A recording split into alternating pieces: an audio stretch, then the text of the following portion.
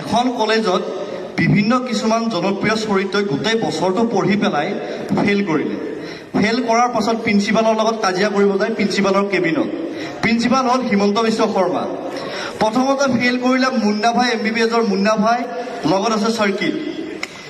ये मामू वहाँ ग्रेजुएटी में अगर कोई मरने की हालत में रहा तो उसको एग्जाम देना जरूरी है क्या? ये तूने अपन को फेल कर दिया। ये सर्किट तू ही समझाना इस मामू को।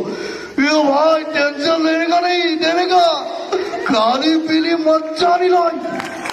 ইয়াৰ পাছত ফেইল কৰিলে BTADৰ দল হাগ্ৰামা মহিলাই।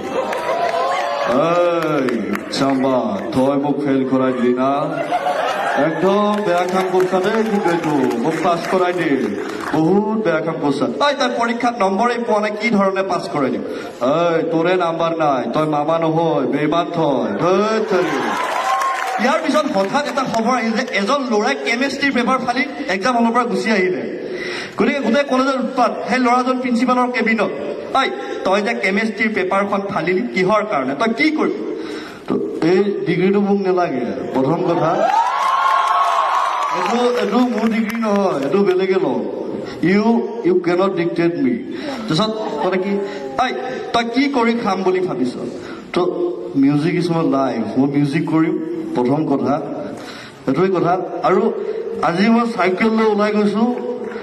I will come back to Range Rover, that's all. Thank you.